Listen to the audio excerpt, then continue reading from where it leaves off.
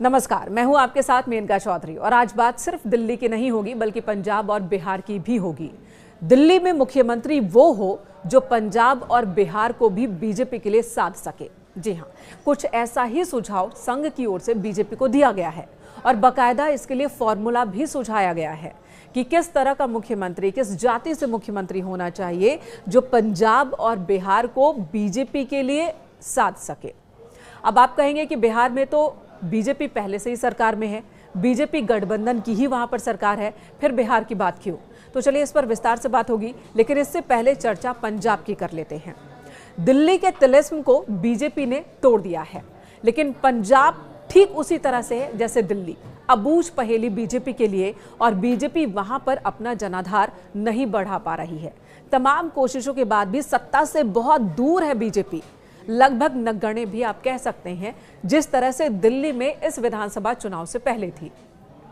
पंजाब पर इस वक्त सबकी निगाहें हैं।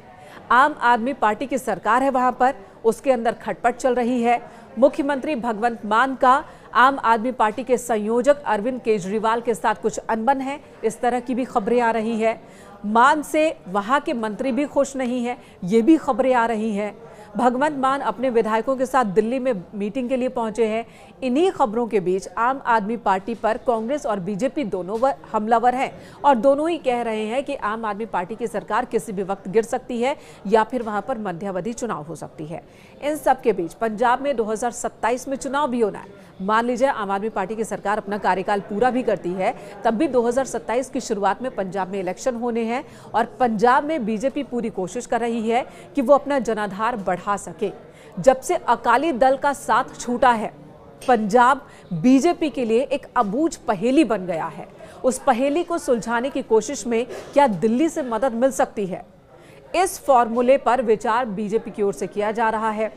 अगर पंजाब की राजनीति को आप ध्यान से देखें तो वहां पर सिख और सिख के बाद दलित ही मुख्य भूमिका निभाते हैं, उन्हीं का दबदबा है।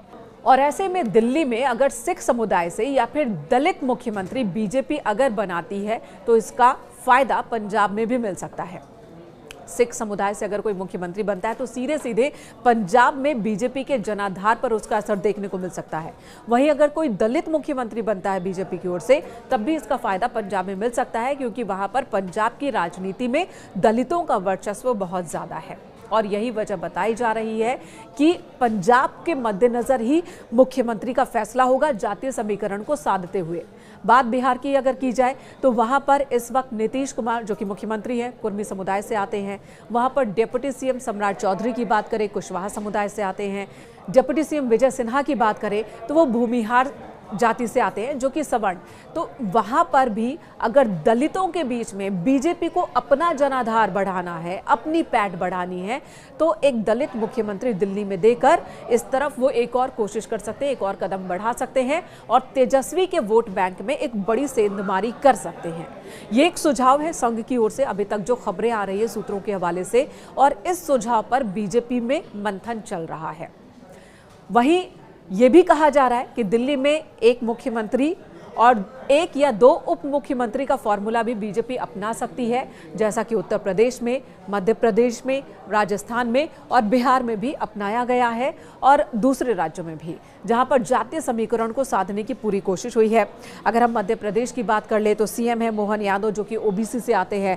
डिप्टी सीएम है राजेंद्र शुक्ला, जो कि ब्राह्मण है। दूसरे डिप्टी सीएम है जगदीश देवड़ा, जो कि अनुसूचित जाति से आते हैं। राजस्थान की बात की जाए, सीएम भजनलाल शर्मा ब्राह्मण है, दिया कुमारी राज घराने से आती हैं। तो वहीं पर दूसरे डिप्टी सीएम है प्रेमचंद बैरवा, जो कि दलित परिवार से आते हैं। बात यूपी की कर ले तो यहाँ पर भी ठाकुर, ब्राह्मण और पिछड़ा यानी कि ओबीसी को साधने की पूरी कोशिश हुई। यहाँ पर ये फॉर्मूला, तो क्या इसी तरह का फॉर्मूला दिल्ली में भी देखने को मिल सकता है? क्या यहाँ पर भी अलग अलग जातियों को साधते हुए एक मुख्यमंत्री और एक या दो उप मुख्यमंत्री बनाए जा सकते हैं? इन पर अभी मंथन चल रहा है। फिलहाल जाति का सबसे बड़ा खेल देखने को मिलेगा दिल्ली में, जब मुख्यमंत्री और संभवतः उप मुख्यमंत्री के नाम पर फैसला लिया जाएगा।